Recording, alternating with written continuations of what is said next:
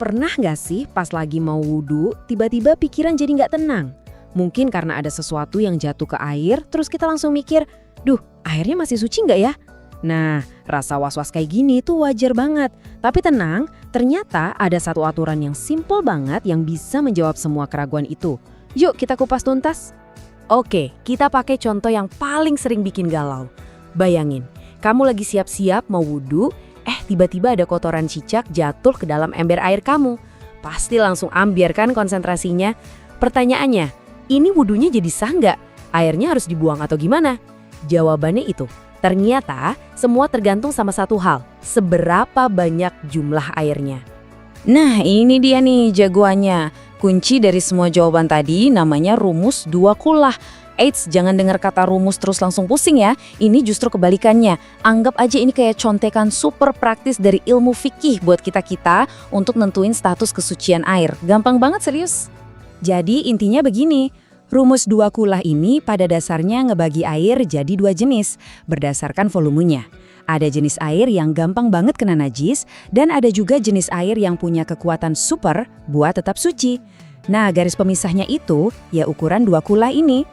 Biar makin gampang ngebayanginnya, gimana kalau kita anggap aja air itu punya dua kepribadian yang beda banget. Ada air yang jumlahnya sedikit dan ada yang jumlahnya banyak.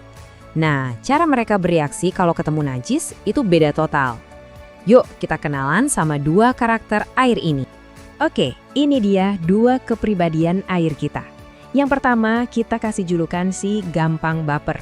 Ini buat air yang volumenya kurang dari dua kulah. Terus lawannya kita sebut si strong, yaitu air yang jumlahnya pas dua kulah atau bahkan lebih. Kenapa namanya gitu? Ya karena nama ini benar-benar pas buat ngegambarin sifat mereka. Oke, kita mulai dari si gampang baper. Sesuai namanya, air ini tuh sensitif banget. Karena jumlahnya sedikit, begitu ada najis yang masuk, sekecil apapun, bahkan kayak kotoran cicak tadi, air ini secara otomatis langsung berubah statusnya jadi mutanajis atau terkena najis. Nggak pakai tapi, nggak pakai nego. Nah, ini dia poin yang paling penting dan sering banget bikin orang salah paham. Untuk si air sedikit ini, ya meskipun secara kasat mata kelihatannya nggak ada yang berubah sama sekali. Warnanya tetap bening, nggak ada bau aneh, rasanya juga biasa aja, tapi secara hukum statusnya sudah najis. Artinya, ya udah nggak bisa dipakai buat wudhu atau bersuci lagi. Sekarang kita pindah ke lawannya, si strong. Nah, kalau yang ini ceritanya beda jauh. Karena volumenya banyak, dia punya semacam sistem pertahanan yang lebih kuat. Kalau ada najis yang jatuh ke dalamnya, statusnya nggak langsung berubah otomatis. Dia baru akan dianggap najis hanya jika najis itu berhasil mengubah salah satu dari tiga sifat asli air, yaitu warnanya, rasanya, atau baunya.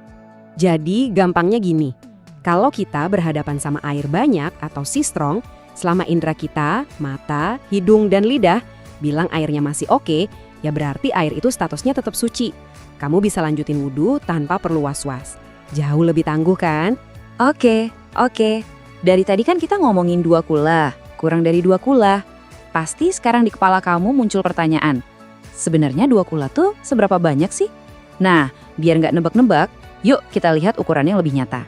Ada dua cara gampang buat ngebayanginnya. Pertama, kalau kita bicara soal wadah atau bak berbentuk kubus, ukurannya itu minimal panjang, lebar, dan dalamnya masing-masing 60 cm. Coba deh bayangin penggaris 30 cm 2 biji disambung, nah kira-kira segitu tuh. Atau kalau mau lebih simpel lagi, ada juga patokan dalam liter. Betul, 2 kulah itu kira-kira setara dengan 200 liter air. Biar lebih kebayang lagi, coba deh pikirin galon air minum di rumah kamu, yang biasanya isinya 19 liter. Itu artinya, kamu butuh sekitar 10-11 galon yang dituang jadi satu buat mencapai volume 2 kulah. Wah, lumayan banyak juga ya. Oke, kita udah tahu konsepnya, udah kenal sama dua kepribadian air, dan udah paham juga ukurannya. Nah, sekarang waktunya kita gabungin semua itu jadi satu panduan praktis yang bisa langsung kamu pakai kapanpun rasa was-was pas wudhu itu datang lagi. Ini dia rangkuman praktisnya. Skenario pertama, kamu wudhu pakai air di ember kecil terus kejatuhan kotoran. Karena airnya sedikit, statusnya otomatis najis. Tindakannya simple, ganti airnya. Skenario kedua, kamu wudhu di bak masjid yang besar, yang udah pasti lebih dari 200 liter, terus kejatuhan kotoran yang sama. Status airnya tetap suci, jadi kamu bisa lanjut wudhu dengan tenang. Eits, tapi ingat ya, ada tanda bintangnya tuh. Syarat tetap suci untuk si strong ini berlaku selama najis yang masuk tadi nggak sampai mengubah salah satu dari 3 sifat air ya. Kalau sampai warnanya keruh atau jadi bau, ya ceritanya jadi beda lagi. Nah, dengan bekal rumus 2 kula ini, kamu sekarang punya pegangan yang jelas. Nggak perlu lagi deh galau atau menebak-nebak soal kesucian air. Jadi, lain kali mau wudhu, pikiran bisa lebih fokus dan ibadah pun insya Allah jadi lebih khusyuk. Jadi sekarang harusnya udah lebih tenang kan?